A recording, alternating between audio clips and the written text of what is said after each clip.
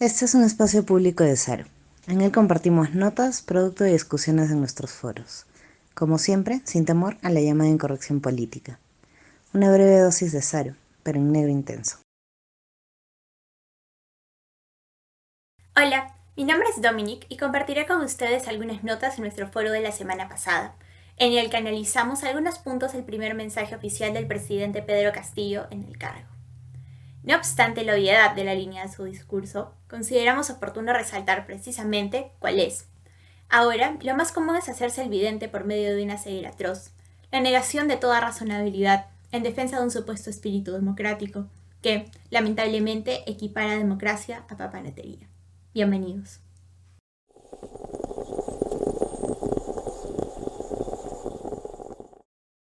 Pedro Castillo expone de modo directo, y pese a su deficiente lectura con claridad suficiente, una asociación de tópicos fijos del sonajero identitario populista, nacionalista, idealista, milenarista. Veamos. Saludo a los codescendientes con la respectiva enumeración de etnias. Reivindicación del origen ancestral al que se atribuye, además, trascendencia en general, mencionando, por supuesto, la armonía con la naturaleza en la que se supone vivían los antiguos peruanos, sin guerras ni conflictos. En suma, en una suerte de paraíso, hasta la llegada de los hombres de Castilla. Luego se habla de la colonia, sin paso por la Nueva España, además de castas, en lo que haremos hincapié luego, de explotación, de un régimen racial en el virreinato, de aborígenes oprimidos, ciudadanos de segunda categoría que siguen siendo explotados. Luego se habla de esclavitud y violencia en el siglo XX, más adelante de sangre múltiple. Finalmente se anuncia un gobierno del pueblo que ha llegado para gobernar con el pueblo para el pueblo. No sin antes subrayar la identificación del mismo Pedro Castillo con los sectores oprimidos del país. Él, como campesino andino, profesor de escuela, descendiente, ya fue dicho, de incas, huaris y tiahuanacus, como pobre oprimido en su momento. Más adelante, señala entre sus propuestas la creación de un Ministerio de las Culturas y la supuesta mudanza del Palacio de Gobierno, que ya no sería sede de gobierno y pasaría a ser convertido en un museo, pues representa, según el mandatario, equivocadísimo a la colonia. De manera que nos hallamos ante populismo ramplón. En efecto, se apela de inicio a fin a la idea de pueblo, pero ¿qué es el pueblo? Y no solo eso, ¿qué significa todo lo demás de lo que habla Castillo? No es arriesgado afirmar que él menos que nadie lo sabe. Esto si preferimos suponer en él alguna buena fe, pues si no, claro, se trata de formulismo para tontos, peyorativo in extremis. Como siempre que se asume por sabidos un conjunto de términos ante un público muy amplio, se lo desnaturaliza. En efecto, dejan de ser términos, es decir, sintagmas que refieren a cosas, hechos o sucesos en específico, para abrirse a comprender a un montón de variables, según cada quien quiera. Acaban siendo términos que no determinan nada. Vamos con la etimología. Para empezar, el vocablo populus, que comparte la raíz de puber y pubis, refiere a la madurez primera que alcanzan quienes, por esto mismo, porque ya no son niños, pueden hacer uso de las armas en su comunidad. Es pertinente apuntar que su opuesto a tensión es senex, de viejo, que refiere a los senadores, quienes hacen gestión por los suyos ya sin armas con uso de su experiencia. Desde luego, el término pueblo también refiere a una comunidad en conjunto, pero lo hace de modo laxo, sin precisión alguna, aunque alcanza en todo caso a señalar al grueso de la población activa, conforme a su etimología. Ahora bien, el asunto es que nadie, por ejemplo, considera al rey o a la nobleza como parte de su pueblo, de manera que el término funciona siempre en relación a una condición de cantidad abundante, sometida a un mando o a un dominio.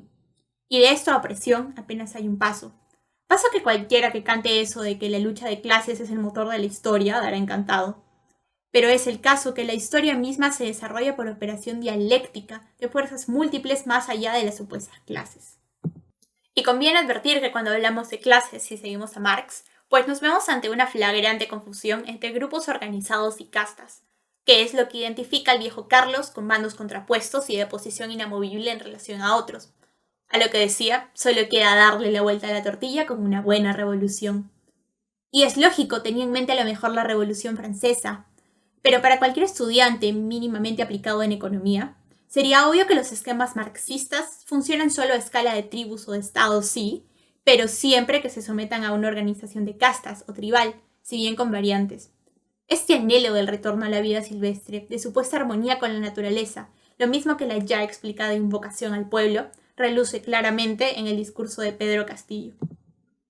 Es mucho pedir, pero ya tendríamos que tener en claro a dónde conduce el afán de transformar el mundo a partir de ideales, de negar la realidad. ¿Qué se puede hacer sin razonar a partir de la realidad material, no reducida a objetos, sino entendiendo su triple naturaleza, corpórea, sensible y racional? ¿Qué se puede hacer luego sin aprender a adaptarse efectivamente? ¿Qué puede pretender una masa aparte de celebrar el clamor de sus ganas de cambiar el mundo, exponiendo sus enormes carencias de entendimiento? El señor Castillo se pinta a sí mismo como la encarnación de un pueblo que supuestamente se libera de la opresión traída por España, sí, en 2021. Lejos de toda visión romántica, y sin negar de ningún modo los excesos del Imperio español, más bien habría que reconocer que gracias a su gobierno se gestionó una pacificación territorial en plena guerra civil, se procuró una evangelización que directamente el exterminio de todo el mundo, como en Norteamérica, donde el luteranismo permitía, y aún hoy permite, por iluminación, la condena sumarísima, especialmente de los extraños a la raza elegida. En cambio se fundaron universidades y se procuró una institucionalidad de probidad objetable, sí, pero ciertamente encorsetada por una práctica moral y ética de corte filosófico, y no solo por afanes depredadores como el inglés, con el que se promovieron hasta hace muy poco la esclavitud más brutal y la piratería. Con esto queremos decir que la independencia del Perú se celebra, claro, porque constituye una construcción compleja, propia, que aprovecha la organización estatal, la filosofía griega, las ciencias y tecnología de un idioma de potencia incomparable, todo junto con el patrimonio más antiguo de la región en su enorme variedad. El 28 de julio nos dimos ante una estampa con sombrero, que pretendía hablar por todos los que se identifican con él, como fue hecho antes en otras notas de Saro. Vimos lo políticamente correcto en una comunidad pretendidamente homogénea, como no puede ser de otro modo en la mediocridad, carente por completo de crítica, pues rechaza el planteamiento de criterios y toda posible orden funcional basado en dialéctica y especialidad. He aquí la condena de la crítica, pues esta devela el simple idealismo, no solo ajeno a la razón, sino más bien enemigo de ella. Hablamos de ilusión de consenso a gran escala, una masa que cree en un pueblo con una única voz, pero en múltiples lenguas y negando la traducción, la que se impone en su misterioso origen ancestral único, en el fondo equiparando humano con místico, sin definiciones de ninguna clase, puro sentir. El enfoque intercultural no podía faltar.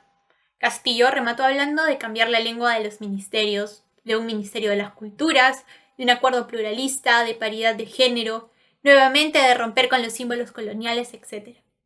Pero la realidad impera, y allí lo vemos hoy, en Palacio de Gobierno, a la cabeza de un Estado en crisis. Gracias.